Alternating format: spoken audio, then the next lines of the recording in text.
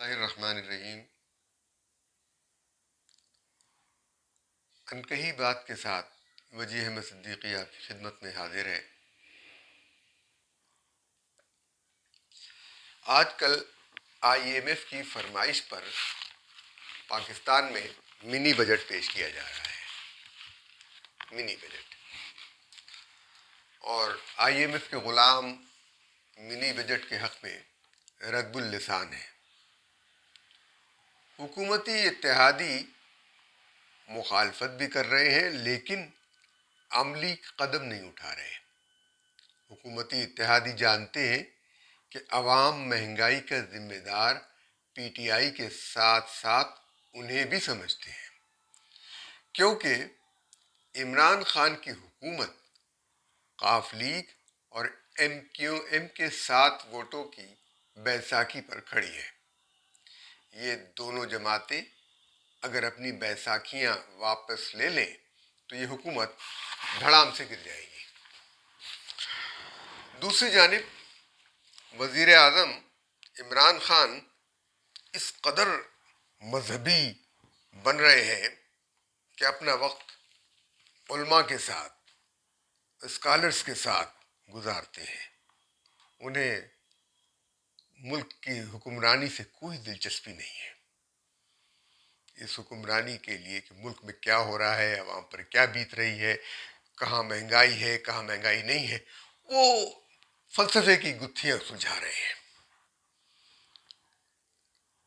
وقت بحث و تکرار میں گزارتے ہیں، ریاست مدینہ کے نام کا وظیفہ پڑھتے ہیں، کرتے کراتے کچھ نہیں۔ بھول جاتے ہیں کہ ریاست مدینہ میں کہ خلیفہ حضرت عمر فاروق رضی اللہ تعالی عنہ تو یہ کہتے تھے کہ اگر دریائے فرات کے کنارے ایک کتا بھی پیاسا رہے گا تو پوچھ عمر سے ہوگی۔ بھول جاتے ہیں کہ ریاست مدینہ میں خلیفہ وقت حضرت ابو بکر صدیق خلیفۃ الرسول جب اپنی تنخواہ مقرر کرتے ہیں تو ایک مزدور کی جتنی تنخواہ مقرر کرتے ہیں کہ اگر مزدور کو اتنی تنخواہ ملتی ہے تو اس کا گزارا ہوتا ہے تو میرا گزارا بھی اس میں ہو جائے گا۔ خلیفہ وقت جس محل میں رہتے ہیں اس محل کہنا عجیب و غریب ہے۔ خلیفہ وقت حضرت بکر صدیق رضی اللہ تعالیٰ عنہ جب یہ دیکھتے ہیں کہ گھر میں میٹھا کھانے میں آ گیا ہے تو پوچھا کہ یہ کیسے بنایا؟ کہا کہ جو پیسے آپ دیتے تھے اس میں سے تھوڑا بچا بچا کر ہم نے میٹھے کے لیے گنجائش نکالی ہے۔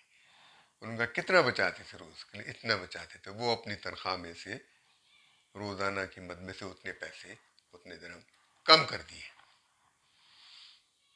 یہاں وزیر اعظم کی ناجائز تعمیر کردہ محل کو جائز قرار دینے کے لیے سی ڈی اے کے قوانین میں کابینہ اور قانون دان تبدیلی کرتے ہیں اور جج ان کو اس کا حکم دیتا ہے کہ انہیں جو ناجائز کام کیا ہے اس کو جائز قرار دیا جائے، اور ناجائز عمارتوں کو جو اسلام آباد میں واقع ہیں جج جائز قرار دیتا ہے اور تمام قوانین کو بدلوا دیتا ہے۔ یہ ریاست مدینہ کے قوانین نہیں ہیں۔ اس وقت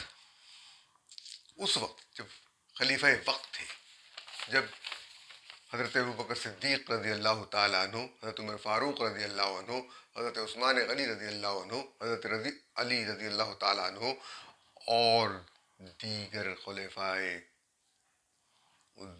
کا دور تھا تو بادشاہوں کا پروٹوکول اس زمانے میں بھی دوسرے ممالک میں ہوتا تھا، لیکن یہاں پروٹوکول نہیں ہوتا تھا، کوئی پروٹوکول نہیں ہوتا تھا۔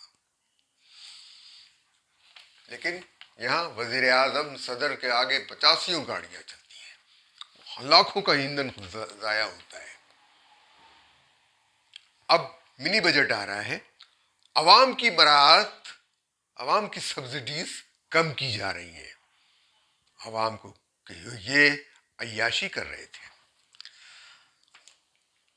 آئی ایم ایف کو پاکستان میں کرپشن نظر نہیں آتی، آئی ایم ایف کو پاکستان کے سرکاری افسران کی حد سے زیادہ بڑی ہوئی تنخواہیں نظر نہیں آتی، اپنی تنخواہوں سے زیادہ حاصل کردہ مراعات نظر نہیں آتی۔ پاکستان کے سرکاری افسران، جن میں عدلیہ بھی شامل ہے، روزانہ 2 ارب، یہ کم اندازہ ہے، ہو سکتا ہے اسے زیادہ کا ہو، 2 ارب سے زائد کی بدعنوانی یا کرپشن کرتے ہیں، یعنی سال میں کم از کم 7 خرب 30 ارب روپے سے زیادہ کی کرپشن ہوتی ہے۔ کرپٹ مافیا یہ کماتا ہے، اور کمائی بھی کر رہا ہے، ساتھ ساتھ تنخواہیں بھی لے رہا ہے، اور یہ اربوں روپے زائد ہیں جو ان کی تنخواہوں سے بھی زیادہ ہے۔ اعداد و شمار کے مطابق پاکستان کرپٹ ترین ممالک کی فہرست سے نکل ہی نہیں پا رہا ہے، چاہے وہ پرویز مشرف کا دور ہو، نواز شریف کی حکومت ہو، پیپلز پارٹی کی حکومت ہو، یا تبدیلی اور پارسائی کے دعوے دار عمران خان کی حکومت ہو۔ یہ کرپشن اس کے باوجود ہے کہ اعلیٰ سرکاری عہدیدار تنخواہ اور بونس کے علاوہ لاکھوں روپے کی مراعات حاصل کرتے ہیں۔ پاکستان کے بجٹ کا ایک بڑا حصہ سرکاری افسروں کی تنخواہوں میں خرچ ہوتا ہے۔ ہم نے بہت اندازہ لگانے کی کوشش کی کہ یہ معلوم ہو جائے کہ سرکاری افسران کتنی تنخواہ حاصل کرتے ہیں اور کتنی مراعات حاصل کرتے ہیں۔ اس سے بہت مشکل ہمیں پیش آ رہی ہے۔ ہو سکتا ہے کسی کے پاس یہ اندازے موجود ہوں کہ کوئی اور کسی رپورٹ میں ہو۔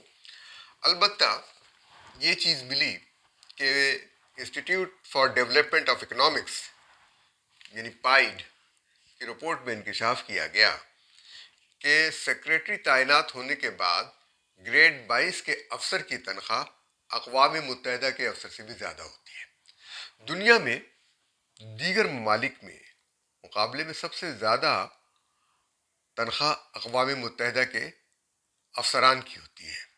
لوگ ایک ملازمت کے لیے ان جگہوں کو آئیڈیل سمجھتے ہیں، یعنی ان کی تنخواہ اقوام متحدہ کے افسر سے زیادہ ہوتی ہے، جبکہ سرکاری ملازمین کو گھر اور ان کی خدمت کے لیے رکھے گئے ملازمین اور الاؤنس تنخواہ کا حصہ شمار نہیں ہوتے، ان پر بھی خرچ ہوتا ہے۔ Institute for development of economics کی رپورٹ کے مطابق بی اے کی ڈگری رکھنے والی سول سرونٹ صرف گریجویشن کی بنیاد پر ان کا تقرر ہوتا ہے، ایک امتحان لیا جاتا ہے جسے سی ایس ایس کا امتحان کہتے ہیں، جس کے اندر ادھر ادھر کی باتیں کی جاتی ہیں،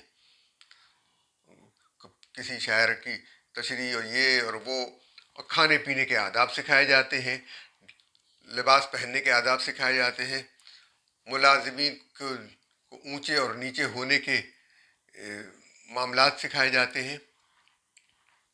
اس لیے ان سول سرونٹ کے مقابلے میں پرائیویٹ سیکٹر کے مقابلے میں یہ اب بھی 9% زیادہ تنخواہ وصول کر رہے ہیں۔ صرف ایم فل اور پی ایچ ڈی کرنے والوں کو نجی شعبے میں پرکشش ملازمتیں مل پاتی ہیں۔ جو اعلیٰ درجے کی تعلیم حاصل کرتے ہیں ان کو وہ ملازمت تنخواہ نہیں مل پاتی جو سرکاری افسران کو مل رہی ہوتی ہے۔ یہ بیوروکریسی جو تنخواہ حاصل کر رہی ہے، یہ ایک ملازم کی تنخواہ جو ہے وہ بیوروکریسی کے بظاہر تو وہ کم نظر آتی ہوگی ان کو، لیکن 1.5-2 لاکھ سے زیادہ کی تنخواہ ہے ان کی، لیکن فوائد جو ہے وہ خفیہ طور پہ حاصل کرتے ہیں وہ مراعات جن کے نتیجے میں ان کی رقم، ان کی تنخواہ خرچ نہیں ہوتی، پیٹرول لیتے ہیں، گھر کا کرایہ لیتے ہیں. ایک عام آدمی کے لیے سب سے بڑی خرچے کی جو چیز ہوتی ہے اس کے ٹرانسپورٹ پر ہوتی ہے. اب میں اسلام آباد جیسے شہر ہو، کراچی ہو، لاہور ہو، یہاں پر ایک سفید کالر والا آدمی بسوں میں سفر کرنے کے بجائے وہ اپنی سواری رکھتا ہے، اور موٹر سائیکل ہو یا گاڑی ہو، ایک چھوٹی سی گاڑی ہو، تب بھی وہ پیٹرول خرچ ہوتا ہے اس کے اوپر، وہ اس کو خرچ کرتا ہے اور جاتا ہے آتا ہے، تو اور روزانہ کا خرچ جو ہے اس کا 1000 2000 سے زیادہ ہو جاتا ہے ٹرانسپورٹیشن پر، اور کھانا پینا اس کے ساتھ علاوہ الگ ہے. تو یہ اس کو ملا لیں تو کم از کم 2 سے 2500 روپے روزانہ کا خرچ ہوتا ہے. یہ خرچ اسے اپنی جیب سے کرنا پڑتا ہے. لیکن ایک سرکاری ملازم کو یہ خرچ اپنی جیب سے نہیں کرنا پڑتا. وہ تنخواہ میں اس کو پیٹرول ملتا ہے، وہ پیٹرول کو تنخواہ کا حصہ نہیں ظاہر کیا جاتا، پیٹرول کی مد میں وہ دکھایا جاتا. جب پیٹرول مہنگا ہوتا ہے تو اس لیٹر کے حساب سے اس کی رقم بھی بڑھ جاتی ہے. تو یہ برات زیادتی ہے.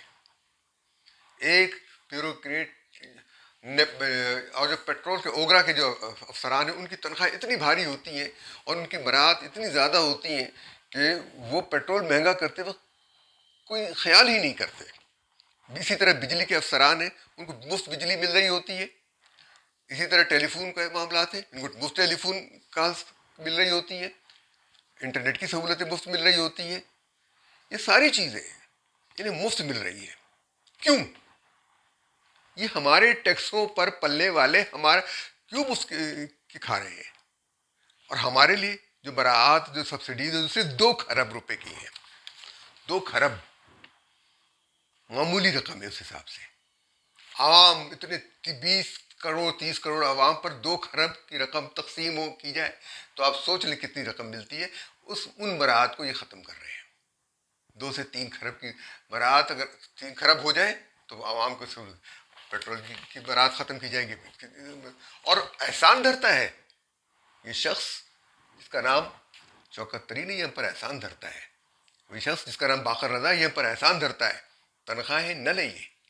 اگر اس کو ایسا ہی درد ہے تو باقر رضا اور شوکت ترین اپنی جیب سے پیسہ خرچ کریں، کوئی مراحت نہ لیں.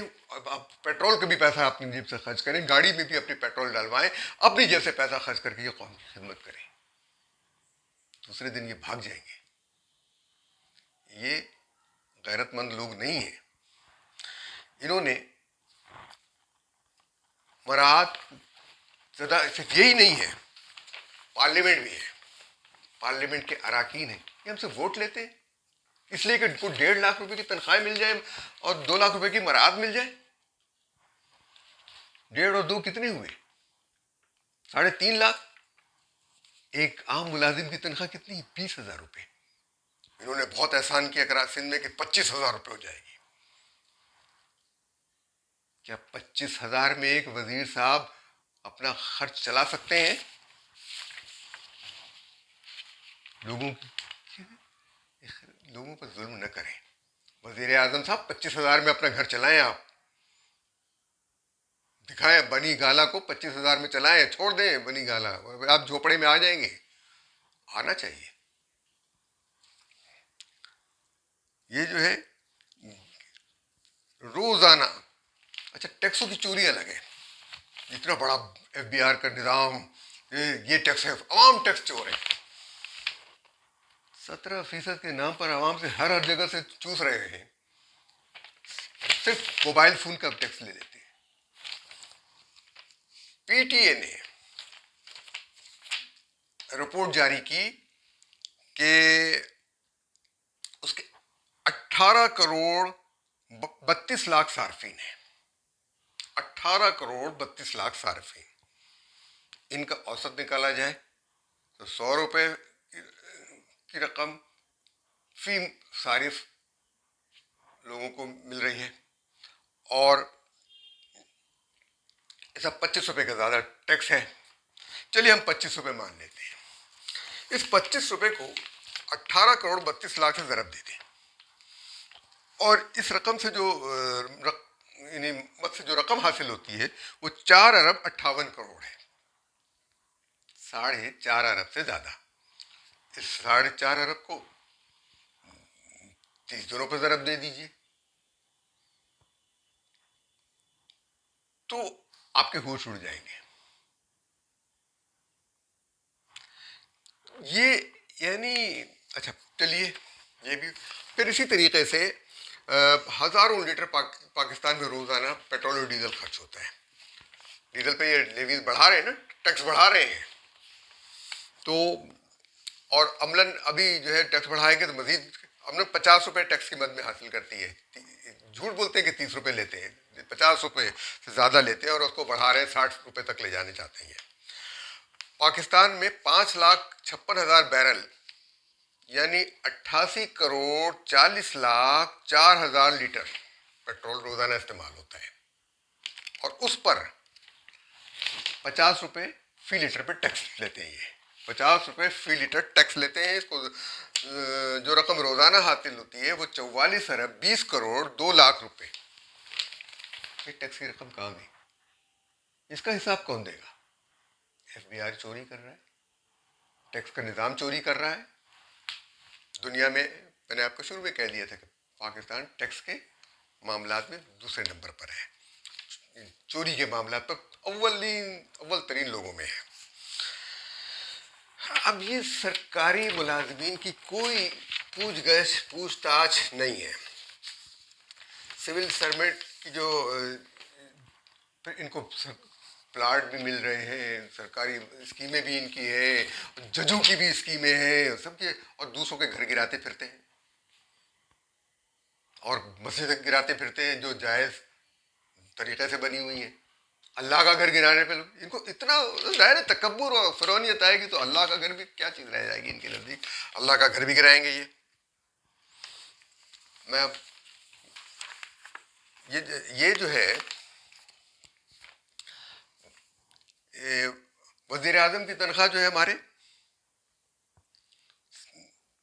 10 لاکھ ماہانہ، صدر کی تنخواہ 8,46,000 روپے ماہانہ.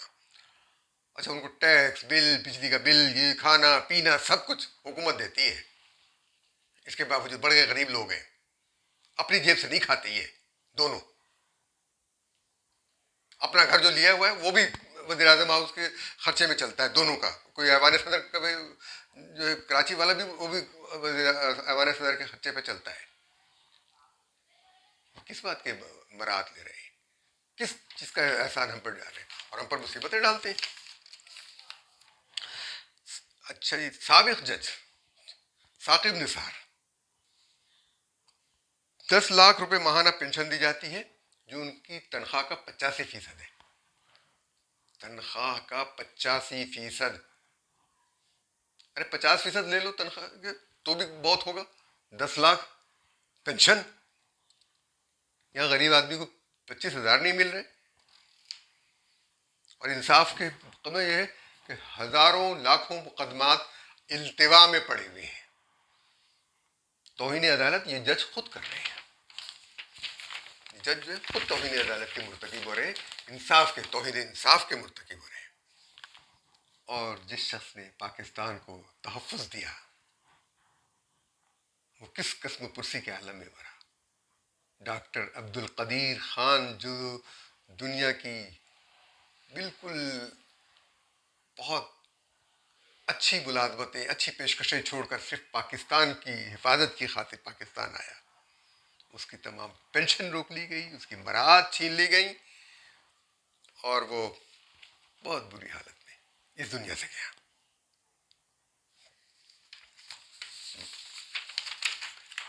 اور ہمارے جو سیاستدان ہیں وہ کبھی نہیں چاہیں گے اس جانب ہم توجہ دیں، اس معاملے میں ہم کریں. ریاست مدینہ کی بات کرتے ہیں، ہمارے علماء کرام بھی بڑی بڑی گاڑیوں سے اترتے ہیں، لوگوں کو درس قناعت دیتے ہیں اور اپنی قناعت ایئر کنڈیشن اور گرم کمروں کو وہ چھوڑتے نہیں ہیں، گرم بستروں سے وہ نکلتے نہیں ہیں باہر. ان کے دسترخوان پر مرغن کھانے ہوتے ہیں جنہیں وہ اللہ کی نعمت تو قرار دیتے ہیں، لیکن وہ یہ نہیں دیکھتے کہ اس نعمت کے پیچھے اس سے کتنے لوگ محروم ہیں۔ وہ اللہ کے نظام کو اللہ کی زمین پر نافذ کرنے کے لیے کوئی کوشش نہیں کرتے، اس لیے کہ اس چیز کو انہوں نے اپنی ذات پر بھی نافذ نہیں کیا ہوتا۔ خدا حافظ، اجازت دیجیے، اللہ نگہبان۔